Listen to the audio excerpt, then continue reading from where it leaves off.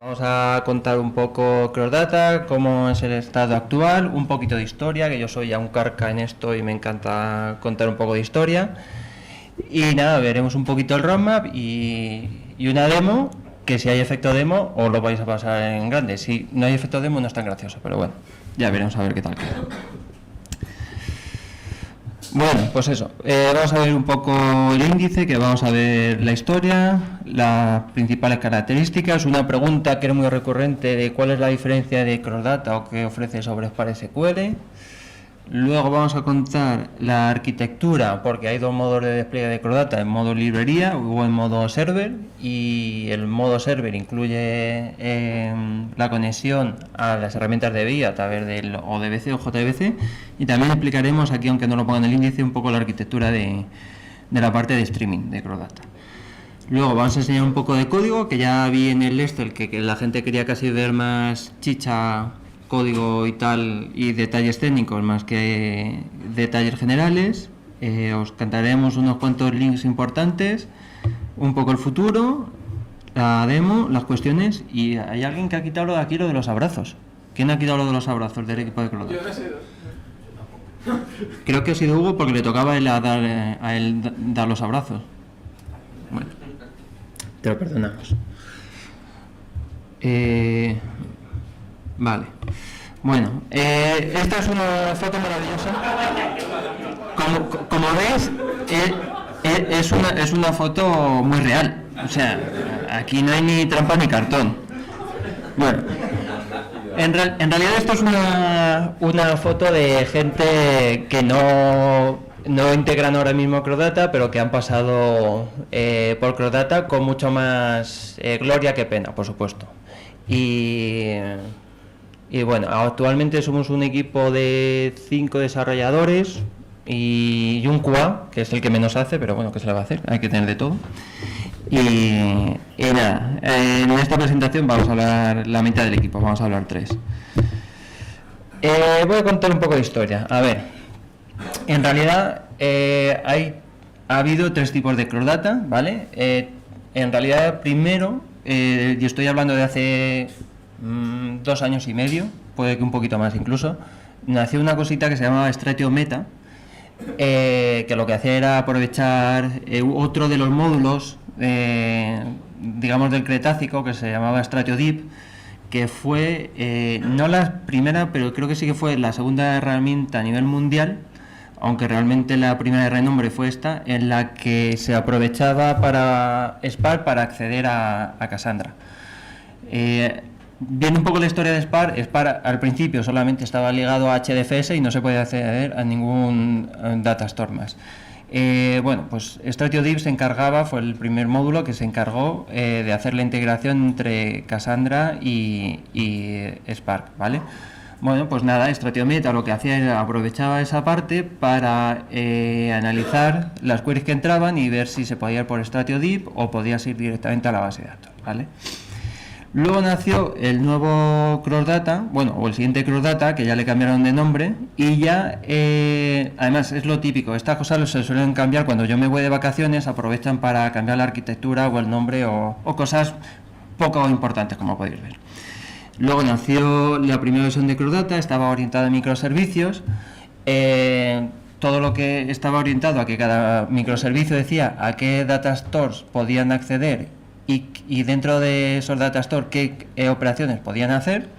Eso le llegaba a la parte central de CrossData y era la que se encargaba de coordinar los flujos de datos entre los diferentes microservicios, ¿vale? Para resolver las queries. Y después de eso, pues llegó el nuevo CrossData, ¿vale? En el que ahora lo que hacemos es extender las capacidades de Catalyst, ¿vale?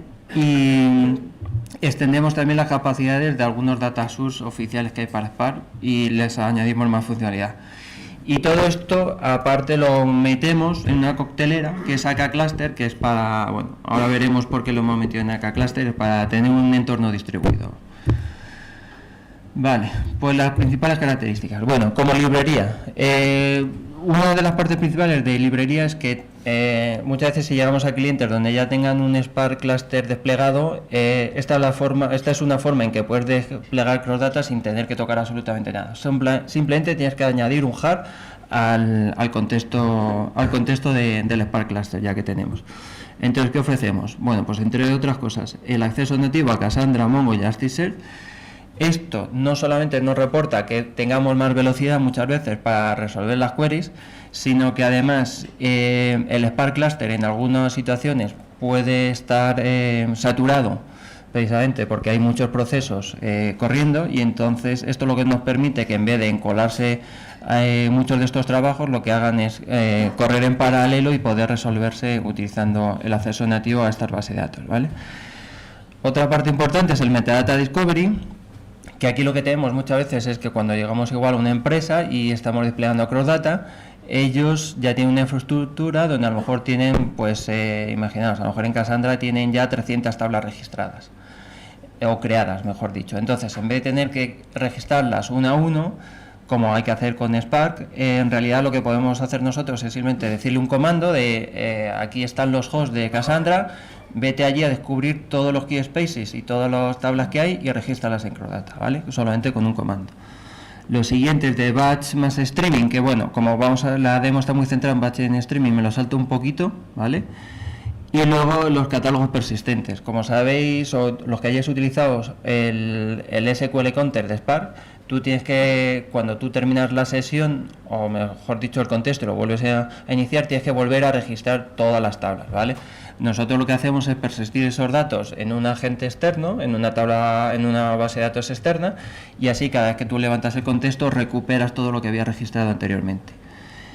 Bueno, se pueden hacer operaciones también de ETL, todo lo que te permita el lenguaje. Otra novedad también es que podemos crear y borrar tablas externas. En Spark solamente las registras, aquí además lo que tú puedes hacer es crearlas de verdad físicamente en el Data Store. Podemos hacer inserciones, otra cosa que no hace Spark, y podemos añadir hashs también en caliente para que se añadan a los contextos de todos los workers, ¿vale? De Spark. Vale, características un poco como en modo servidor. ¿Por qué montamos varios servidores de Crossdata para que cada uno a su vez tiene un driver de Spark corriendo? Bueno, pues esto lo que nos ofrece es alta disponibilidad, balanceo de carga. El balanceo de carga se hace directamente desde el driver, ¿vale? La escalabilidad.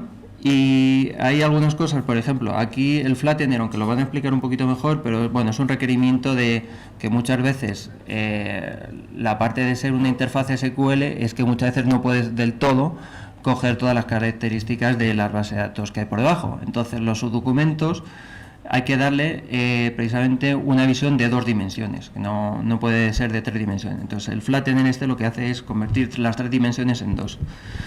Podemos hacer también cancelación de trabajos. Esto es como la comba, ¿no? Un poco. Bueno.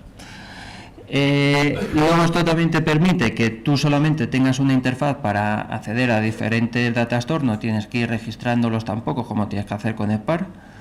Luego, por otro lado, es una abstracción también para los data science, en el que viene alguien de base de datos, registra las tablas, monta todo el tinglao, y a partir de ahí la persona de BI o el data science ya no sabe ni lo que hay por debajo.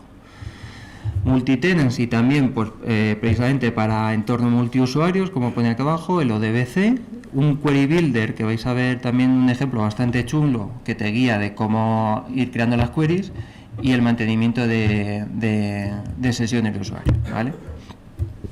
Esta parte me toca para.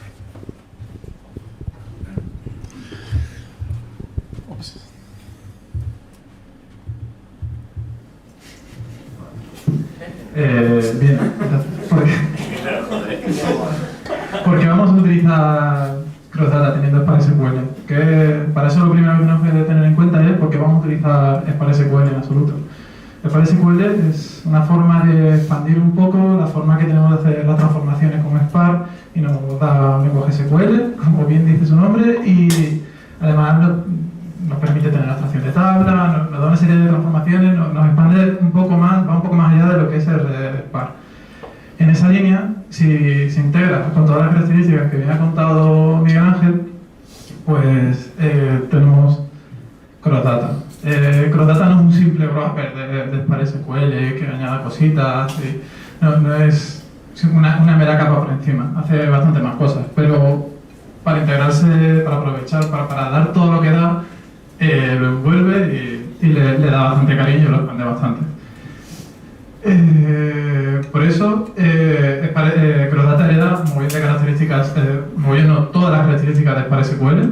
Quiero remarcar que no depende de Hive, sino de Hive SQL de Spark, sino que utiliza Spark SQL puro. Y las principales perks, las principales ganancias que tenemos cuando lo utilizamos, pues a mí una de las que más me gusta es el acceso nativo. Porque oímos mucho en los proyectos que se dan contextos en los que se quieren tirar pequeñas queries que se van a producir con mucha frecuencia, que van a generar pocos resultados y que podrían fácilmente ejecutarse directamente en los data sources subyacentes que contienen la información que accedemos mediante Crossdata. Para eso, muchas veces lo que hacemos es un pequeño cortocircuito. Si una vez parseadas las queries o las operaciones que le estamos pidiendo a Crossdata que realice, nos damos cuenta de que estas pueden ejecutarse sin utilizar el cluster de Spark, pues directamente no las lanzamos al cluster de Spark. Lo dejamos tranquilo, que alguien habrá tirado una query mucho más compleja y que necesita esos recursos. Por eso tenemos lo que es el acceso nativo. El acceso nativo es simplemente eso, darse cuenta de que lo que podemos ejecutar puede ejecutarse directamente en Cassandra, en Mongo, y el plan de ejecución que hemos detectado en Crossdata y que para los usuarios esto es totalmente transparente. Ese plan de ejecución que hemos generado, pues simplemente traducirlo al lenguaje de los data source correspondientes. Otra cosa que tiene que ver con el acceso nativo es que hemos añadido el descubrimiento en los data source de UDFs y agregaciones. Es posible, y operaciones de agregación. Es posible, si Cassandra tiene una operación, creo, por ejemplo, una función que recibe una cadena y devuelve una fecha, es posible configurar Crossdata para que se dé cuenta que proporciona eso y eso esté disponible en el lenguaje SQL de Crossdata. También una de las cosas más novedosas que tenemos y que hemos trabajado bastante en ello, también ha colaborado gente de Sparta en su desarrollo, es incluir los streams. Es posible ahora mismo con Crossdata coger un stream de información desde una fuente de stream tipo Kafka y hacer un join con una tabla. Con una tabla que tengas registrada, pues que esté en Cassandra, que esté en Mongo. Lo bueno que te permite eso es esta lambda arquitectura de la que se habla tanto, poder implementarla de forma sencilla, casi sin ningún dolor. Bueno, ya he comentado Miguel Ángel que tenemos Metadata Discovery y bueno, más adelante uno de los ejemplos de código que tenemos tiene que ver con esto. Además, si bien Spark SQL con Hive proporciona Metastore y te permite guardar de alguna forma las tablas entre sesiones, llamémoslo así de alguna forma. Yo registro unas tablas, descubro unas tablas en un entorno y me las importo a mi contexto de Spark, pero luego yo termino y las pierdo. Eso pasa con Spark SQL estándar. Hive te da una solución a eso. No queremos depender de Hive, así que nosotros hemos implementado nuestro propio catálogo persistente que tiene características muy chulas, tiene además optimizaciones basadas en el cacheado, etc. Esta información que se almacena para poder recuperarla en una sesión futura, que el usuario sea capaz de acceder a esos elementos del catálogo que ha registrado, pues yo que sé, antes de irse a comer, pues utilizamos tecnologías de almacenamiento de metadatos subyacentes como pueden ser Derby, MySQL, Postgres y Zookeeper. Eso viene bastante bien, por ejemplo, para compartir. Bueno, tiene sus aplicaciones. Por último, esto también es un requisito que va más allá.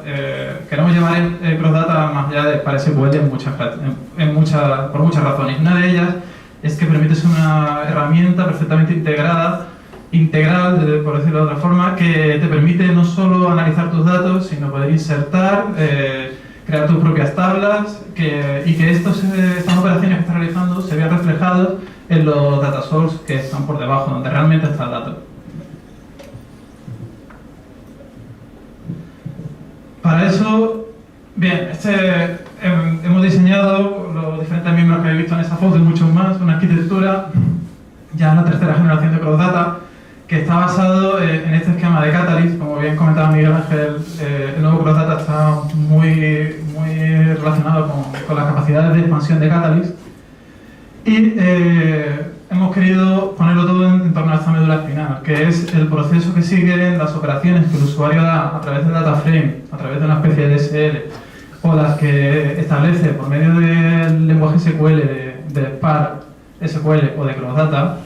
No sé si lo he comentado antes, pero el lenguaje de Crossdata es un superconjunto del lenguaje de Spark SQL, añadiendo estas operaciones, por ejemplo, las inserciones y otras ventajas. Bueno, pues cuando un usuario introduce una query en Spark SQL o en Crossdata, lo primero que se hace es desarrollar un plan lógico. Si recordáis las asignaturas de compiladores, que en su día parecían un rollo y que no se iban a utilizar jamás, esto es exactamente lo que hace un compilador. Un compilador coge texto, lo parsea, extrae unos tokens, construye un árbol, ya tenemos la fase de análisis. Luego, ese árbol, bueno, puede optimizarlo, aquí ya estamos en la cúspide, partimos de un alto nivel, lo descomponemos en pequeños elementos, construimos un árbol y ya empezamos a hacer de ese análisis, empezamos a construir, a sintetizar algo. Este síntesis no es más que un plan físico, es decir, que una descripción de las operaciones que se van a realizar en el clúster. Y después de valorar estos planes que se han generado a partir de la extracción de estos tokens y de este árbol, y después de haberlo optimizado, este plan físico se va a ejecutar en el clúster de Spark. Pero nosotros hacemos trampa, porque en Crossdata somos más chulos que nada y decimos, Spark no nos hace falta la mitad de las veces, ya lo hemos dicho antes, no lo podemos saltar. Tiene que ver con lo que decía, ¿para qué vamos a molestar el clúster de Spark con lo caro que son los recursos del clúster cuando podemos ejecutar cosas en nuestra máquina utilizando el acceso nativo? Para ello, una vez que tenemos el plan lógico optimizado, utilizamos una serie de reglas que nos permiten detectar que esos planes pueden ejecutarse por diferentes data sources. Tenemos una serie de interfaces que deberían implementar aquellos objetos que cada vez, por ejemplo, utilizamos un Cassandra, tenemos un data source de Cassandra y queremos utilizarlo con Crossdata. Podríamos utilizarlo directamente con el conector de Spark, pero nosotros añadimos una capa intermedia que proporciona la forma de detectar que este plan lógico se puede ejecutar en nativo directamente y además proporciona los interfaces para poder tirar esas queries, para poder construir a partir del plan lógico las queries a estos data sources nativos. Y eso es lo que vemos con esta flechita de aquí. Por ejemplo, aquí hemos puesto Cassandra, tenemos un acceso nativo, hacemos un select asterisco muy simple con un filtro muy claro, se detecta en el plan lógico, nosotros esto lo hacemos en Crossdata en un contexto propio, que es este de aquí. Este pregunta a los objetos que comentaba antes si es capaz de ejecutar ese plan, se da cuenta de ello, ejecuta toda la fase y aquí lo interrumpe y dice, vale, pues genera el query, el CQL en este caso y tira la Cassandra. A este nivel también hacemos otras cosas como las nuevas operaciones. El metadata discovery que comentaba Miguel Ángel es una nueva operación, es un import, default, from. Eso lo detectamos ahí y también confiamos en estos objetos de acceso a data source para realizar la adquisición de datos. Aquí hay una cosa interesante que no hemos comentado. Bueno, también decía antes que el catálogo, ofrecemos un catálogo persistente. El hecho de que tengamos streaming también, expandimos el catálogo que te viene en el contexto de Spark para incluir un catálogo que incluye los streams con los que podemos mezclar nuestras tablas batch. Y en los últimos días hemos estado desarrollando, llevando más allá todo esto y hemos hecho Crossdata multitenant. Por lo tanto, ya tenemos conceptos de sesiones y permiten que varios usuarios utilicen el cluster y utilicen Crossdata de forma transparente. No se den cuenta que están colaborando todos en la misma infraestructura. No dejo nada. Bueno, para ello modificamos cosas del contexto de Spark SQL, como puede ser el parseador, ya veremos ejemplos de código más adelante, y también el analizador. Y ahora Miguel Ángel os va a contar unas cosillas de la arquitectura. La próxima vez lánzame el micro, que puede quedar muy chulo. ¿Cuánto vale esto, Gonzalo? Bueno, entonces merece la pena intentarlo.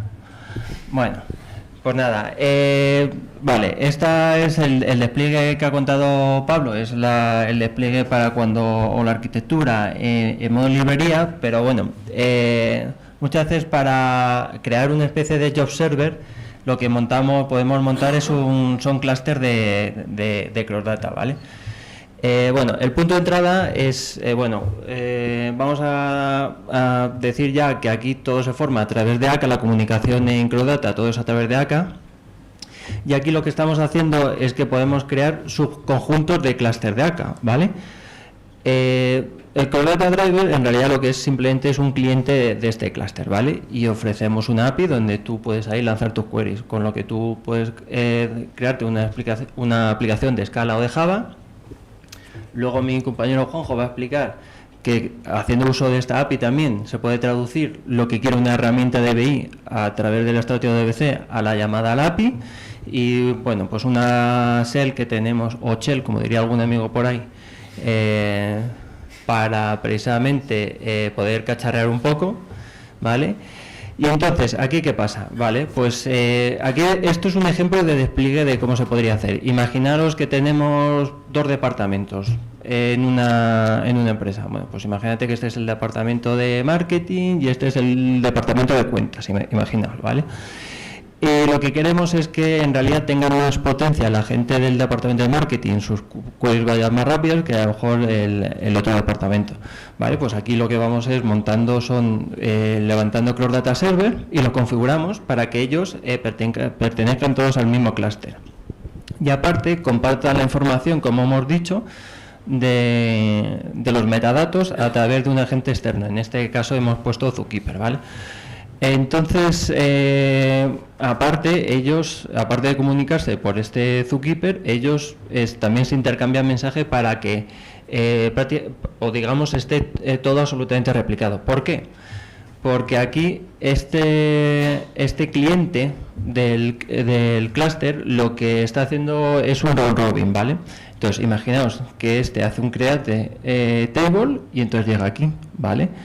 Una vez que crea la tabla, lo que hace es persistirlo en Zookeeper e informar también, o en algunos casos también lo que hace es informar al resto de server. Entonces, de tal forma que si ahora el select por el round robin llega aquí, va a tener la misma información que llegó aquí. Entonces, en realidad lo que se está haciendo es compartir toda la información, ¿vale? En este caso, por ejemplo, el otro despliegue es solamente una única máquina. Tú aquí al Spark Driver, como vemos aquí, lo puedes levantar con los cores y el RAM que te apetezca. Entonces tú puedes montar, por ejemplo, aquí un clúster de un único nodo con poca potencia y aquí puedes montar un clúster con muchísima más potencia. Aunque luego en realidad vayan todos a acceder al final a los mismos datastore. ¿Vale? Es una forma de poder crear también grupos de usuarios, ¿vale? Y asignar recursos un poco como a ti te apetezca o proceda. Esto le toca a Juanjo. Juanjo, ¿no estás preparado? Venga. Hola. Bien. Mi vida es una odisea con este apartado. Sí. El tema es que todos los que estamos aquí, esto es todo muy bonito, todo el mundo sabemos tirar queries SQL. CrowdData nos hace la vida bastante más fácil cuando tenemos muchas bases de datos por debajo. Pero existe un pequeño submundo que son la gente de BI y lo único que ellos entienden son de cajitas que se mueven en una pantalla, que salen flechas, que las relacionan entre ellos y milagrosamente devuelven datos. Y aparte para esto, pues dicen, coño, el CrowdData nos simplifica bastante la vida si tenemos tropecientas bases de datos por debajo y queremos hacer consultas a todas ellas abstrayéndonos de todo. ¿Cómo hacemos esto? Pues con el mismo driver que proporciona un API para hacer las propias queries SQL que podríamos hacer con nuestro programita o con la shell o con lo que fuese, hemos creado uno DBC. El tema es que para conectarte con todas estas herramientas tiene que ser por ODBC, la mayor parte de ellas van por Windows o Microsoft. Microsoft inventó todo el rollo este de los ODBCs. Luego están estos señores que son también una especie de cofundadores del estándar de facto que hay de ODBC, y nosotros lo que hemos hecho es aprovecharnos de esta gente que nos ha proporcionado un SDK para poder generar el ODBC. Había un segundo paso para poder hacer todo esto, que era desarrollar nuestro propio ODBC sin pagar una licencia a estos señores.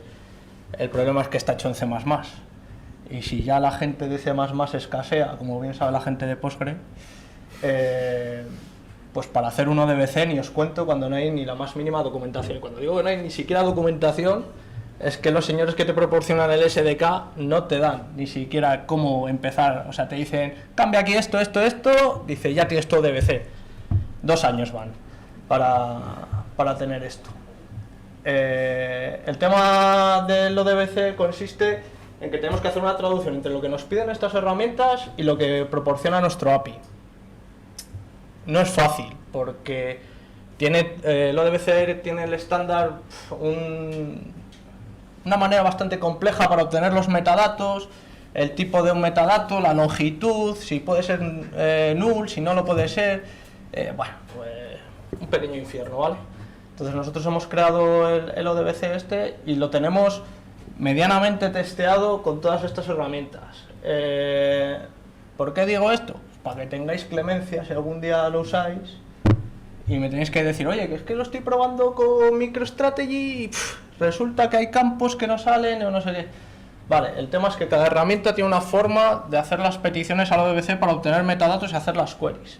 Algunas, como Tableau, se inventan la query, literalmente. Si pudierais ver una query SQL que tú lanzas con Tableau, te encontrarías que ponen alias hasta valores enteros que meten, con funciones internas que tiene Tableau y demás, y todo eso pues requiere un poco de transformación para poderla realizar en Crossdata. Por este lado, un poco más. Y luego otra cosa que hemos tenido que sufrir con el ODBC es que como Crossdata da soporte también a bases de datos o data stores como Mongo te puede montar una estructura como esta, que tiene arrays, que tiene subdocumentos, que tal. Entonces, todas estas herramientas están más o menos basadas en el mundo relacional. Mongo con relacional no tiene absolutamente nada. Entonces, hacer la transformación esa para que el señor de BI vea cajitas, que pueda arrastrar y pueda relacionar unos campos con otro, ha sido bastante doloroso. Por eso aquí entre Pablo y yo, más él, que se curró la parte de hacer unas transformaciones bidimensionales cuando te encuentras arrays, de tal manera que lo que hacemos es ensanchar y alargar una mega columna para poder darle esa visualización al cliente final de BI, que si no, vamos, en la vida va a tirar él una query SQL. Todo esto montado es el ODBC. Para JDBC, 3/4 de lo mismo. Hay herramientas que utilizan JDBC por algún motivo, yo qué sé, pues alguna herramienta todavía hay propietaria que corre bajo Linux y para poder utilizarla prefiero utilizar una conexión JDBC para ella. Yo, en mi opinión, para estos casos, pues tenemos un driver muy bonito en Crossdata, que si al final, en vez de, si quieres hacer tu programa, no tires de JDBC y tira de nuestro driver, que posiblemente sea mucho más efectivo. Y hasta aquí, y ya está. ¿Quieres un abrazo o algo? No, tío. Lo tenía que intentar. Bueno.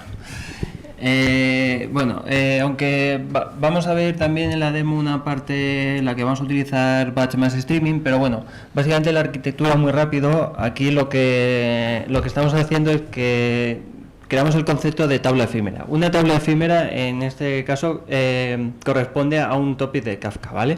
Entonces, cuando creamos la tabla efímera le ponemos la configuración de Kafka, el nombre del topic y poco más. Entonces, ¿qué es lo que vamos a hacer? Aquí, cuando hacemos el start, lo que le hacemos es un submit, en el que aquí ya estamos lanzando un proceso de streaming, que lo que va a hacer, va a estar escuchando del input topic, ¿vale? Todo el rato. Vale, y ahora me preguntaréis, ¿y cómo mezclo esto yo con la parte de batch? Vale, pues muy simple. Nosotros, a partir de ahí, cada vez que llegue un select, ¿vale? Y detectamos que sobre esta tabla efímera, lo que vamos a hacer es dejar en una ruta de Zookeeper en concreto, que el usuario me está pidiendo hacer una join entre una tabla de Cassandra, por ejemplo, y el input topic, ¿vale? Pues como sabéis, en el proceso de streaming, en cada ventana, comprobamos si han escrito algo nuevo en la ruta fijada de Zookeeper, ¿vale? Pues efectivamente vamos allí y dice, oye, mira, que me han hecho un select con una ventana de 5 segundos y quieren que junten, pues eso, los datos de streaming con los de batch, ¿vale? Y entonces, ¿qué podemos hacer con la salida? Bueno, pues con la salida podemos hacer varias cosas. desde volver a volcarlo en un topic de Kafka, que también se define aquí en la SL, hasta en realidad también persistir los datos en una base de datos NoSQL. Por ejemplo, pues podría ser Mongo o Cassandra, ¿vale? Vale. Vale, sí. Este es un ejemplo del driver de CrossData, ¿vale? La API que hemos estado hablando, que la utiliza la SEL, la utiliza también el ODBC o lo utiliza cualquier aplicación de Scala, pues esto es una aplicación de Scala, ¿vale? Esto es un ejemplo en el que, mira, por ejemplo, aquí precisamente sí que podemos definir si queremos aplanar o no los resultados. Bueno, ponemos los puntos de contacto, que es donde está el CrossData, donde están los CrossData Server, ¿vale? Y nada, pues aquí, por ejemplo, como vamos a acceder a datos de Cassandra, pues nada, simplemente necesitamos el nombre del clúster y el host, ¿vale? Entonces, por ejemplo, el primer comando, efectivamente aquí solamente ponemos que es sobre Cassandra, y con esto ya lo que va a hacer es importar todos los datos, ¿vale? Y entonces ya tenemos importado todos los metadatos de todas las tablas. Aquí, bueno, aquí lo los listamos, y aquí hay una parte que yo creo que no sé si le hemos contado todavía, es que podemos cancelar queries, ¿vale? Igual que los dos job server que hay pueden cancelar queries, nosotros también podemos cancelar queries. Entonces, aquí vamos a hacer una query, que además estamos utilizando el DSL que hemos creado nosotros, que aquí lo que estamos haciendo es una API de Scala en la que él te va guiando qué es lo que puedes introducir en cada momento para construir la query, ¿vale? Entonces, bueno, pues eso, tenemos el select all, ya nos va a indicar que lo siguiente que podemos hacer es un from, y vamos construyendo la query, ¿vale? El nombre de la tabla. Esto es lo que digamos es un wizard precisamente para hacer las queries de SQL de CrossData, ¿vale? En realidad, aunque veáis aquí, esto es como queda finalmente, con que veáis que es un poco más largo, pero la ventaja de esto, como digo, es que te va guiando en la construcción de la query, o poder poner la query en crudo, como sale ahí. Bueno, dicho esto, aquí lo que estamos haciendo es lanzar la query, ¿vale? Y entonces, en este ejemplo lo que estamos haciendo es esperar 5 segundos. Si a los 5 segundos se ha completado, pues imprimimos el resultado. Y si a los 5 segundos lo que nos va a saltar es una excepción, un failure, aquí avisamos de que ya me he cansado de esperar, y aquí lo que hacemos es cancelar el trabajo. Entonces, esto lo que hace por debajo es que va a ir al Spark Cluster y le va a decir cancela este trabajo porque al usuario ya no le interesa. Y eso lo que hace es, de nuevo, liberar recursos, ¿vale? Esta es tuya, Pablo. Y ahora vamos a ver un poco las tripas. Toda la arquitectura distribuida que hemos visto antes, es decir, cuando utilizas CrossData en modo servidor, esos servers que había pintado Miguel Ángel ahí, que están en el clúster de AK, por dentro también utilizan el driver, es decir, siempre estamos reutilizando el mismo código. Sea como sea, ese driver ya lo puedes usar como librería o con la arquitectura que nos ha mostrado él, expande muchísimo Spark, y hemos querido poner un par de ejemplos para que veáis el tipo de cosas en la que cómo le suministramos estos esteroides a Spark SQL. Una de ellas es, en este caso, esto es una extracción muy concisa de cómo está hecho el metadata discovery. Lo primero que tenemos que hacer, que es este cuadrado aquí, lo señalo porque la línea no se ve mucho, es modificar la gramática. Es decir, el extractor, el parse, la gramática que reconoce el lenguaje del SQL. ¿Qué quiere decir esto? Que estamos modificando, porque nos permite para SQL hacerlo, el mecanismo según el cual pasa de un chorro de bytes, que son caracteres, a un árbol, a un plan lógico, que luego es fácil de optimizar y de ejecutar. Pues en este caso se ve bastante clara la regla, que en realidad lo que estamos haciendo es cada vez que el usuario introduzca import tables, opcionalmente utilizando un class name que se corresponde con el data source y con una serie de opciones, pues entonces vamos a generar este objeto que representa en el plan lógico, es un trozo, un nodo de plan lógico que representa impórtame todas las tablas utilizando estas opciones. Después de hacer eso, tenemos dos opciones, pero lo más fácil es que este import de using options, este objeto de plan lógico, se envuelva en un Spark Plan directamente. Si es muy simple y sabemos cómo escribir el código y no depende, no necesita correr en el cluster de Spark, podemos aportar directamente el código de cómo se hace. Este código tiene por aquí un método run, que es la implementación. ¿Qué hace esto? Simplemente acceder al data source, preguntarle. Este caso aquí, que es bastante feo, lo que hace es preguntarle si es capaz de proporcionarte un inventariado de tablas en ese data source. Si no, fallará, pero esto quedará notificado, y luego extraer las tablas utilizando esa interfaz de data source. Aquí tenemos una desconexión total del data source, de cómo accede a las tablas, por ejemplo el acceso a Cassandra, de cómo se ejecuta el plan generado por la gramática. Eso está genial porque esta resolución que se hace en runtime nos permite hacer un sistema totalmente plugable. Después de eso, bueno, esto es el interfaz al que estaba haciendo referencia. El data source, por ejemplo, el de Cassandra, que quiera proporcionar un inventariado de tablas, es decir, la capacidad de listar todas las tablas, mezcla el table inventory. Eso quiere decir que es capaz de detectar tablas y que puede proporcionarlo, y por lo tanto este podrá usarlo para su fin. Este ejemplo es totalmente diferente y tiene que ver con la persistencia de los catálogos. Tú en Spark SQL, ahora mismo en crudo, puedes ir y llegar y hacer create table sin el temporary. Y Spark te va a decir, esto lo hemos sacado de algo parecido a lo que se enseñó antes, pero del código de Spark, te va a decir, no puedo hacerlo, utiliza un Hive context. Hemos dicho que nosotros somos independientes de Hive, que queremos nuestra propia implementación de lo que ellos, de su metastore, pero no tiene nada que ver, es nuestra. Si bien antes hemos optado por el camino fácil, ¿por qué? Porque era una instrucción nueva y podemos incluir y generar directamente el plan a nuestro antojo. En este caso ya existe un plan en Spark SQL, ya que es compatible con Hive, con el contexto de Hive.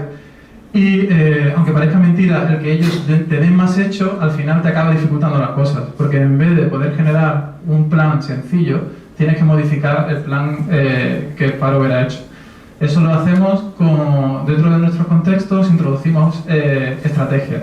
Una estrategia en Spark SQL no es otra cosa que cómo determinados planes lógicos, ese arbolito que hemos sacado del parser, se convierten en planes de ejecución. Es decir, en las instrucciones que acabarán ejecutándose, o no en el cluster.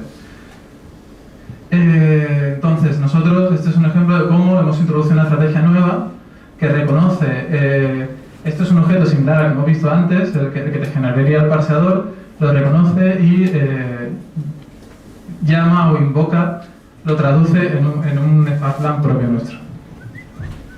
Esto, bueno, lo he puesto es un poco engorroso, si lo queréis ver luego, estos objetos de aquí, que están estos aquí, que son nuestros propios Spark plan, los tenemos definidos aquí y bueno, más o menos ves lo que acaba haciendo, que al fin y al cabo lo que hace es llamar a nuestro catálogo y persistir la tabla. Por último, otro ejemplo de código que puede resultar interesante es cómo hemos definido nuestro API de catálogos. Spark SQL a secas no entendía nada de catálogos persistentes. No vale con pasarle un flag a las operaciones anteriores, tenemos que proporcionar una interfaz totalmente nueva para registrar tablas y que estas queden persistidas en la persistencia de Metastore. Entonces, pues nada, esto es un extracto para que veáis el API para poder registrar las tablas. Y bueno, yo creo que con esto terminamos de daros la vara con el código y pasamos a algunos links. Bueno, sí, no se presenta nada de voluntario nadie para contar los links. Más o menos ya estamos llegando al final, ya Miguel Ángel os va a enseñar la demo, viene la parte divertida, pero antes de dejar el truñaco de la teoría, como no, podríamos acabar sin referencias. Hemos hecho un benchmark porque hay algunos... No, pero uno puede estar tentado que como somos españoles y somos discretos y una empresa de Madrid, Crossdata puede ir lento o puede introducir latencia, etcétera, etcétera, es una serie de mitos que hay por ahí correteando. Aquí vemos que en algunas queries fusilamos a Presto, que es del mismísimo Facebook, entonces, bueno, tendrá sus ventajas, sus desventajas, esto se puede argumentar. Tenéis un benchmark para ver que efectivamente no es tan malo y que a pesar de que somos esta aldea irreductible aquí en Madrid, pues podemos hacer las cosas más o menos bien. Para informaros sobre, queréis aprender más de cómo utilizarlo, sería absolutamente absurdo que contásemos aquí todo el API y todas las características de cómo configurarlo, así que podéis entrar en Confluence, hacernos preguntas en Twitter y cotillar lo que estamos haciendo día a día en GitHub. También respondemos a preguntas en Google Groups y lo más chulo que hemos hecho últimamente, que ha hecho Miguel Ángel, ha sido hacer un Spark Package para que con tan solo 4 o 5 caracteres adicionales de invocación del Spark SQL tengáis la librería de Crossdata disponible en vuestro contexto.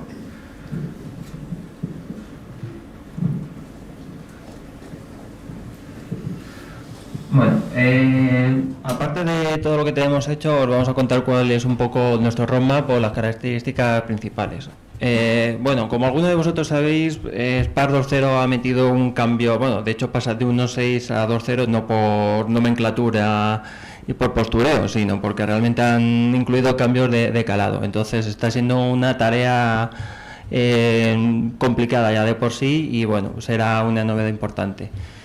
Bueno, una parte que estamos implementando ahora ya son los índices globales, que esto lo que te permite es que tú puedes dar capacidades de Elasticsearch, de búsqueda de Elasticsearch prácticamente o sin prácticamente a cualquier base de datos o a cualquier capa de persistencia.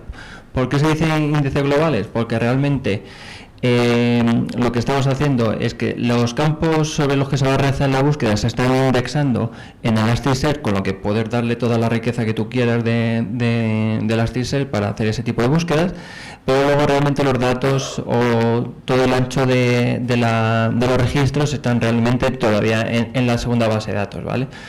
Entonces nosotros lo que hacemos es resolvemos la query en Elasticsearch, cogemos la primary key y nos vamos ya al datastore de verdad a sacar las rows enteras, ¿vale?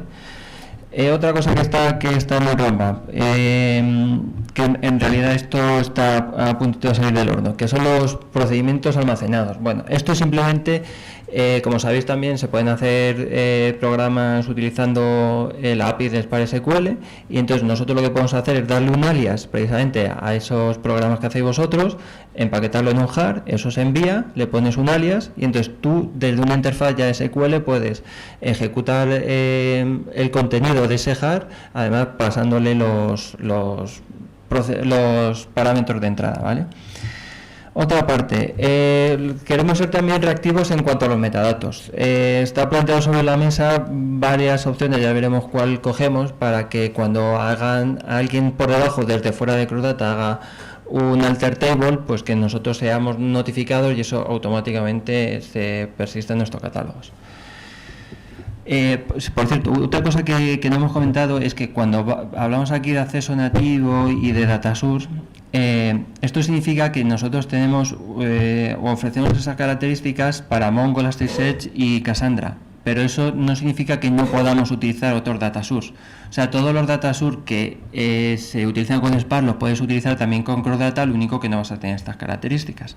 Entonces, de lo que hemos detectado es que efectivamente, tanto para hacer queries nativas de JDBC como para hacerlas también en Postgres y tener este metadata discovery y todo eso, es una de las necesidades que estamos viendo y que vamos a implementar en un futuro.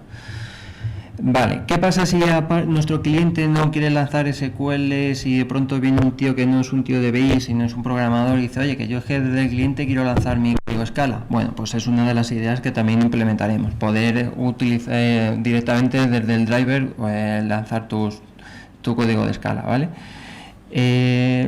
Hay otra parte también muy importante que son el contexto nativo, que esto lo llamamos así porque lo que podemos hacer, como habéis visto, se pueden resolver queries nativas o por Spark, entonces lo que vamos a tener son servidores especializados, uno para queries nativas y otro para queries de Spark.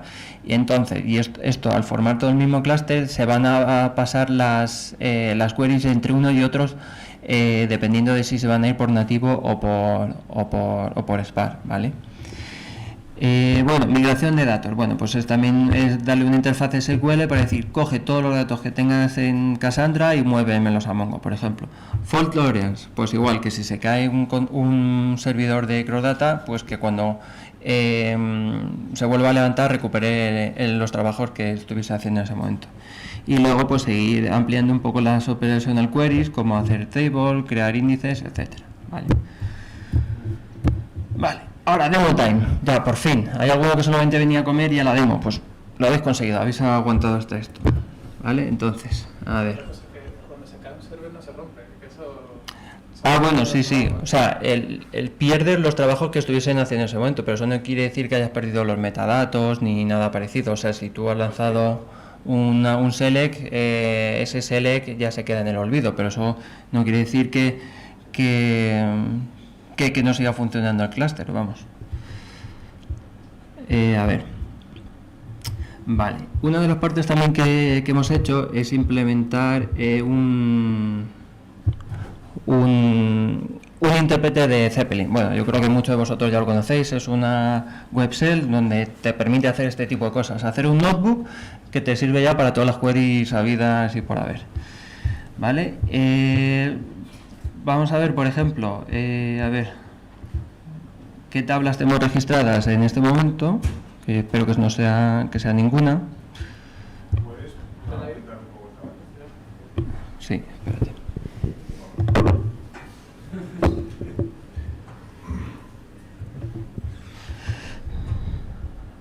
Vale. Empieza el efecto demo, pero muchísimo antes de lo que me esperaba.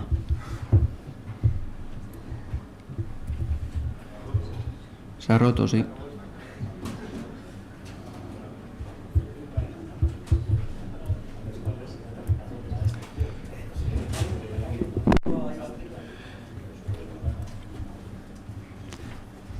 Esto es de la red de Datio seguro, vamos. O sea, esto no puede ser más que de culpa de la red de Datio.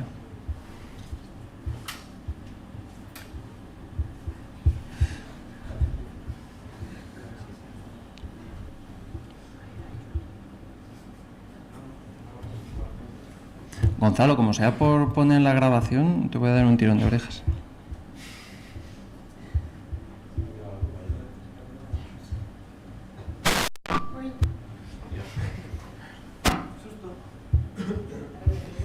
A ver, vamos a volverlo a intentar.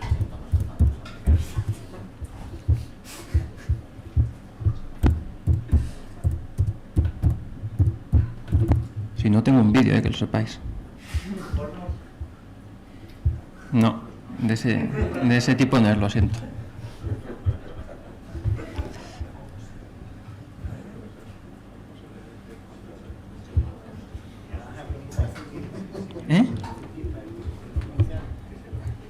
Sí, no, pero está... Es que en realidad...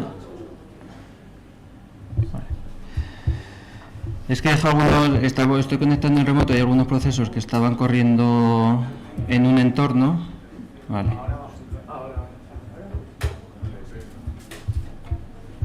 Vale.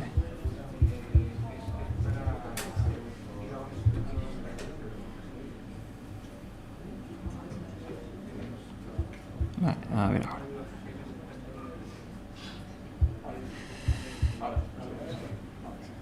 Vale. Bueno, esto lo he hecho para crear un poco de tensión, que esto estaba todo preparado, pero vamos. Vale, como vemos ahora no tenemos ninguna tabla registrada, entonces lo que vamos a hacer es crear una tabla en Cassandra. O sea, no es que la vamos a registrar, no existe en Cassandra y lo que vamos a hacer realmente es crearla, ¿vale?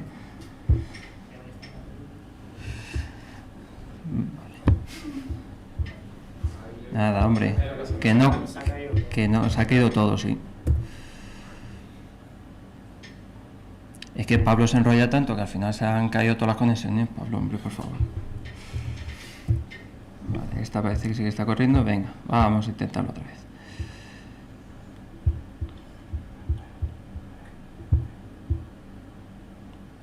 Vale. El empty result es lo que llamamos nosotros el no news, good news. O sea, que significa que se ha registrado bien. Vamos, sí, de hecho, si queréis lo vuelvo a lanzar para que veáis que el resultado es diferente, ¿vale? Ahí ha puesto que que ya existía. Vale, entonces no solamente se ha creado en Cassandra, sino que además ya lo tenemos aquí registrado. Y además como que no es tabla temporal, sino que es una tabla que va a persistir entre sesiones. Esto es una de las novedades. Pues nada, vamos a hacer una inserción en Cassandra y además vamos a hacer de 10 rows en realidad. Vale, esto tarda un poquito más porque tiene que enviar los datos y vale, dice número de inserciones 10. Para que veáis que no miento, que había efecto demo, pero esto es verdad. Hacemos un select count y efectivamente son 10 registros lo que hemos insertado en esta tabla que acabamos de crear. Bueno, pues vamos a crear, por ejemplo, también una tabla en Mongo, ¿vale? Como veis, aquí lo único que hemos tenido que poner es el host, el database y la colección, ¿vale? Y esto, como Mongo también se habrá caído para llevar la contraria, eso es. Espérate, de que se caiga la base de datos. Sí. No, es que se ha caído. Para que veáis, estamos en el entorno este, que son unas tablas un poco chungas, y como veis, el espacio está utilizado al 100%, como veis por aquí. Exacto, o sea, se ha caído. Vale. Bueno, básicamente que ahora mismo hay dos procesos de streaming corriendo, ¿vale? Vemos aquí que los podemos listar. Y ahora vamos a hacer lo siguiente. Vale, entonces, ¿qué pasa si queremos parar estos dos procesos porque ya no nos interesa, ya no queremos volcar más datos? Pues igual, tenemos un comando que es drop all ephemeral queries, por ejemplo, ¿vale? Que esto ha dicho que las ha parado y realmente si nos vamos aquí, ya, aunque esperemos los 5 segundos, ahora ya no estamos recibiendo datos. Hemos hecho batch mass streaming, lo hemos persistido, o mejor dicho, hemos vuelto a colgar los datos en una fuente de streaming. Ahora vamos a hacer lo mismo, pero esta vez los resultados van a ir, de hecho, a Mongo, ¿vale? Esto lo que estamos viendo aquí, que es el insert into, ¿vale? Que es compatible con la parte de streaming de Crossdata. Entonces, lo que vamos a hacer aquí es igual una agregación, la misma agregación que estábamos haciendo en tiempo real, pero esta vez persistiéndolo en Mongo, ¿vale? Entonces, vale, lanzamos el proceso, ¿vale? Y es sobre la tabla externa de Mongo que hemos creado previamente. Bueno, aquí te sale la información igual cada 5 segundos y todo eso. Vale, entonces, si ahora nos vamos a esta tabla de Mongo, pues efectivamente tenemos datos. Como vamos a ver que no hay trampa, en el sentido de que tenemos 18 datos, si nos esperamos unos 5 segundos, pues eso, ha crecido a 22, que se están insertando datos en Mongo en tiempo real.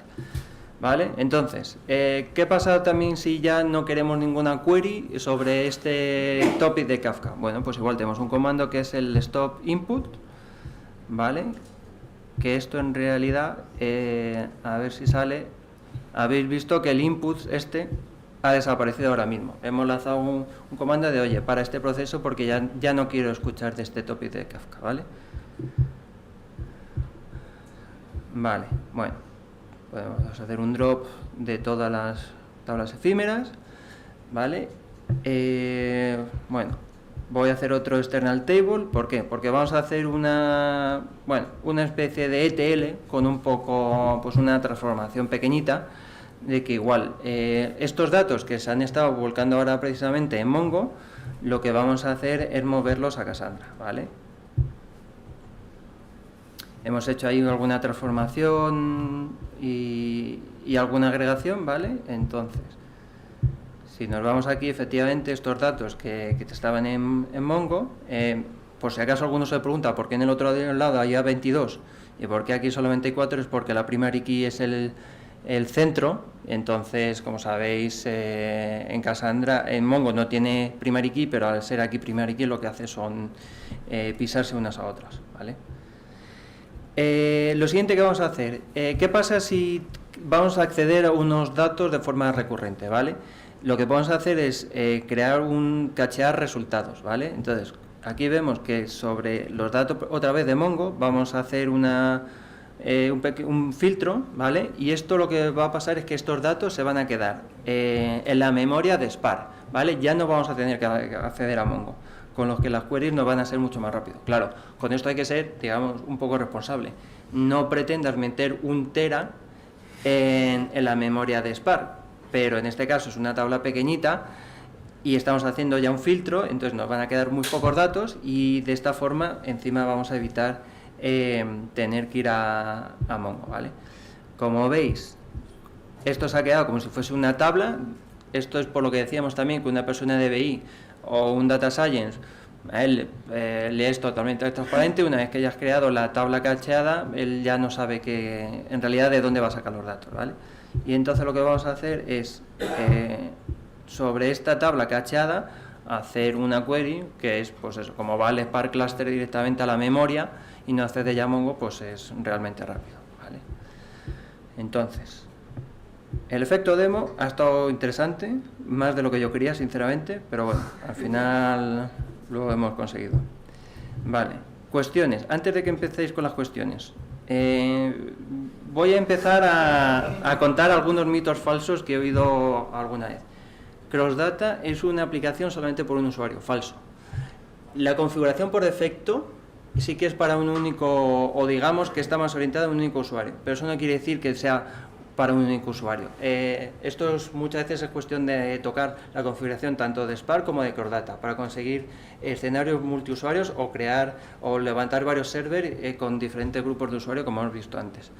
CrossData tiene una latencia muy alta. Bueno, a ver, sinceramente no tampoco sé muy bien de dónde ha salido ese mito, pero es algo que he escuchado y nosotros en el benchmark aprovechamos para medirlo. Y lo que sabemos es que la latencia está por debajo de los 30 milisegundos. ¿Por qué? Porque queries en nativo que hicimos en el benchmark sobre Cassandra, esas queries en nativo se resolvían en 30 milisegundos. Con lo que si tú encima quitas el acceso a Cassandra y algo de procesamiento también dentro de Catalyst, en realidad la latencia es menor de 30 milisegundos. El overhead, pues igual, introduce muy poco overhead. Sí, otra cosa también, hay que tener mucho cuidado. ¿Esto significa que CrossData puede aprovechar el 100% de las características de Elasticsearch? Falso. Falso porque al ser una parte que tenemos, o digamos la interfaz que tenemos es SQL, esto provoca que el lenguaje SQL esté pensado para base de datos relacionales y a veces crear una equivalencia perfecta entre un Elasticsearch o un Mongo y una interfaz de SQL es imposible. Se va ampliando poco a poco según también vemos un poco la necesidad de los clientes, pero es imposible muchas veces el 100%. Un poco con lo que comentó Juanjo, lo del ODBC. El ODBC es 100% compatible con el 100% de las características de todas las herramientas de BI. Falso. Igual, como ha comentado él, cada herramienta de BI lanza unas queries horrorosas, inventadas, o que no tienen nada que ver unas con otras. Entonces, digamos que nosotros vamos desarrollando también un poco en función de las necesidades. Ya de por sí, yo creo que sí se cumplen los casos básicos y algunos avanzados, pero eso no quiere decir que te vaya a funcionar absolutamente todo. ¿CrossData es solamente una interfaz SQL? No, eso es la fachada. Por debajo hay muchísimo más. Esto no es como pongo más abajo que también he escuchado. ¿Esto es un traductor? No, o sea, nosotros hay una parte donde traducimos, pero eso no quiere decir que entre una query cogemos el string de SQL y lo convertamos a SQL de forma general. No, esto hay mucho más trabajo, hay muchísimo más chicha por debajo. Y otra cosa, CrossData. CrossData, a mí sinceramente me chirría un poco CrossData con la D mayúscula. O sea, yo sé que esto es una cabezonería mía, pero es que... Y además no soy el único del equipo que le molesta. Y entonces... Lo que más nos molesta de todo. Entonces, CrossData es la D en minúscula y ni es cross y luego data, es CrossData, ¿vale? Vale. O la cara sonriente XD de toda la vida, sí. Bueno, eso. ¿Cuestiones? ¿Alguna pregunta? ¿Tantas ganas tenéis de los abrazos? ¿Que queréis que pasemos ya a los abrazos? Venga. Yo, por ejemplo, he visto que habéis, el código que habéis enseñado, había una parte que parabais la query si tardaba más de X segundos. Y es solo duda saber si eso es solo para los trabajos que se envían al clúster o también las queries que se hacen en nativo. A ver, está realmente implementado para parar cuando van a través del Spark Cluster. Claro, yo lo pienso por si el criterio de que sea simple ha fallado, porque al final eso puede ser que creas que es simple pero no lo es, porque eso puede darse, ¿no? Imagino, alguna vez. A ver, el motivo de esto es que nosotros digamos que podemos controlar el escenario de qué pasa en el Spark Cluster, ¿vale? En cambio, para cancelar una query, puede que cancelar una query sí que lo pueda, me lo estoy inventando, pero imaginaos que a lo mejor sí que se puede hacer en Cassandra, pero no en Mongo, se puede hacer en Elasticsearch, pero no en Postgres, por ejemplo. Entonces, realmente la cancelación de query, digamos que solamente aseguramos que se cancela la query cuando va a través del Spark Cluster. Lo otro es variable, si se puede.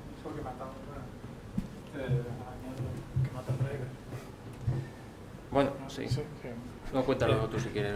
Que cuando está trabajando en el Spark Cluster nos hemos hecho un engendro que si aquí los señores de Roland Kuhn nos viese con lo que hemos hecho nos pegaría como una barra de madera. ¿Qué ha consistido?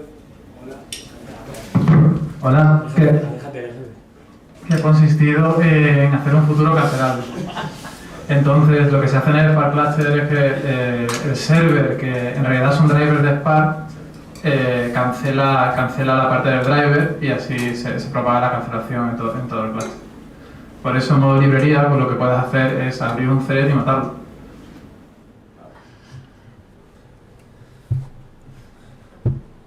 Dale, Álvaro. Pero ten cuidado,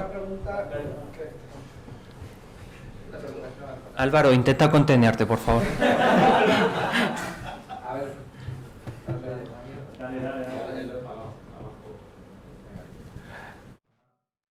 Es una pregunta que... Te escuchamos. Es una pregunta sobre lo que ha dicho Juanjo sobre lo de BC, que cada uno lo hace de su padre y de su madre. ¿Cómo solventáis esa problemática vosotros? ¿Ensayo y error? Sí. Básicamente. Todo el rato y interpretando las queries según van llegando a nuestro server de Crossdata. Nosotros por casa vemos cómo llega la query y si vemos que sigue algún tipo de patrón, pues desde el ODBC se intenta cambiar o eliminar las partes que muchas veces no son necesarias. Por ejemplo, Tableau te mete especie de funciones nativas de Tableau que las hace él para igual crear alguna tabla temporal o que nosotros no lo necesitamos. ¿Qué más? Para atrás.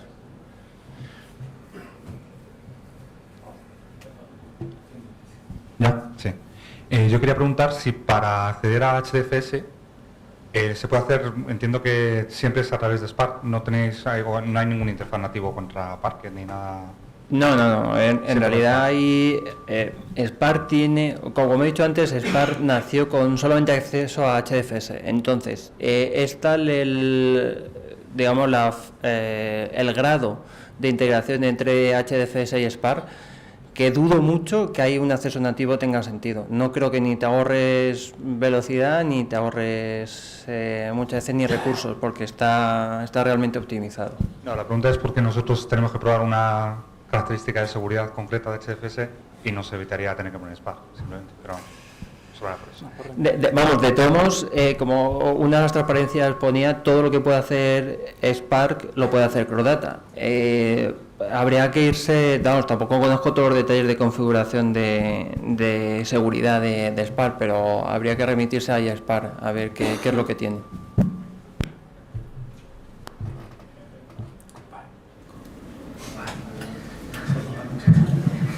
Ahora la pregunta es que tengo preparada. En Bowser se va a hacer eso, o sea, se securizar, ¿no?, HDFS desde la parte de Spark y entonces cuando Crossdata use Gouser para acceder a los datos, pues en teoría va a estar todo securizado, ¿no? Hay un caballo de batalla en Spark para toda esa parte, si no me equivoco. Aquí hay algunos compiladores que lo pueden decir. el que se quiera hacer una PR Spark para securizar el acceso a HDFS con Kerberos, se puede poner una estrella en la comunidad y ya está, y a vosotros no voy a putear. Porque no puedes. Solo quería decir que una ventaja grande que tiene CrossData con Hive es que Hive guarda el catálogo en MySQL en una máquina que se cae y ya no tiene un catálogo persistente, y CrossData lo puede guardar en Zookeeper, por ejemplo, que tiene alta disponibilidad, o el que quiera se puede implementar su propio catálogo. O sea que eso está guay. En fin. No tan duro, hombre. Pablo, explica el aplanado de las tablas. Ve por la merienda y yo ahora nos ponemos. Nos lo explicó 3 veces y no lo conseguimos entender desde el minuto 1 ninguno. Y de hecho derivó en una PR a escala, para un método que se había inventado él. O sea, Sí. en fin. Que no aceptaron. Como los futuros cancelables. Exacto. Que por eso le llamamos escala nazi, que lo sepáis. Bueno, y ya está. Y pues nada, que muchas gracias y que nada, pues que ahí tenéis los recursos, os pasaré las transparencias y nada, lo que necesitéis, pues nada, aquí estamos.